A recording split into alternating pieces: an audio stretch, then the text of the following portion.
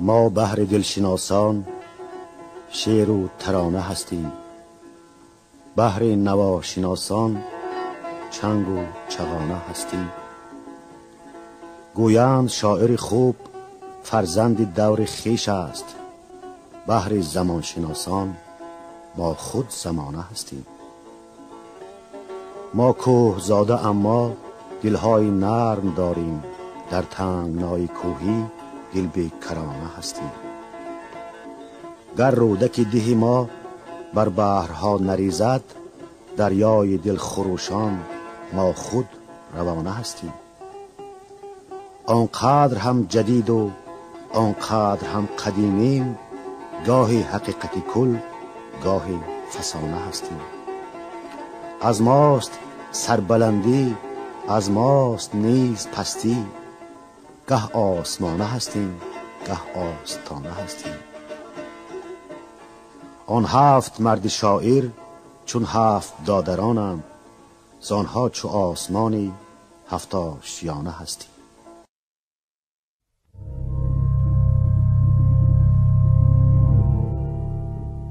نه غم و درد آرزو دارم، نه دلی سرد آرزو دارم.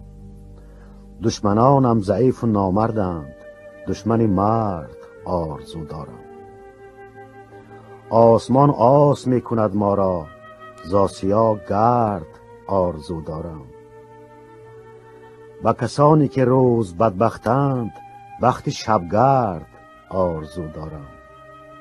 درد من می کشند همدردان، بخت همدرد آرزو دارم.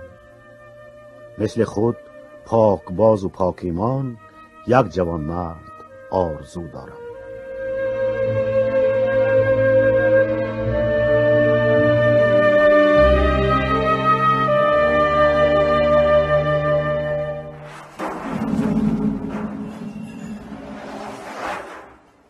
آدمیزاد هنوز آزرده است از همه جنگ و جدلهای قدیم.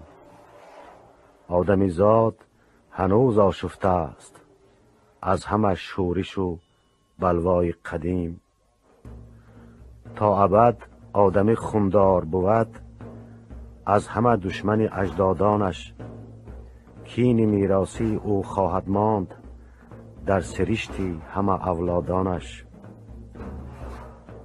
گرچه ضحاک بود بسته به کوه، گرچه عقل است کنون گیتی فروز، عنقریب است شود طعمه مار پسری 18 کاوه هنوز. کاوه داستگر و چکش ساز، آهنی را پی قتل نگداخت. لیک تا هست نهیب ضحاک، خنجر و گرزگران خواهد ساخت. کاوه زنده است و نخواهد مردن، جان خود را ز قضا برهاند. تا ز ضحاک همه دور و زمان، کین 17 پسرش نستاند. کین او نیست فقط در دل او، کین او در دل هر انسان است.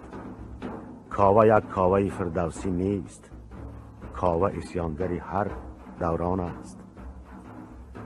خاصه امروز که یک آن کافی است تا شود زیر و زبر کل جهان.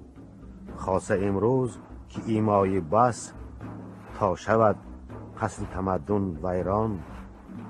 کاوه هوشیارتر و زنده تر است، مشت ها گرزه پرتاب ترند. الحذر خالگران ضحاک پسر 18 را نبرند. گرز می سازد و آماده کین، کاوه در روی جهان بیدار است. داغ 17 پسرش چیزی نیست، داغ ابنای بشر بسیار است. مانده در تهلکه بیم و بلا، می رود ده به ده و شهر به شهر. می زند بر دهنی هر ضحاک، می کشد کین همه مردم دهر.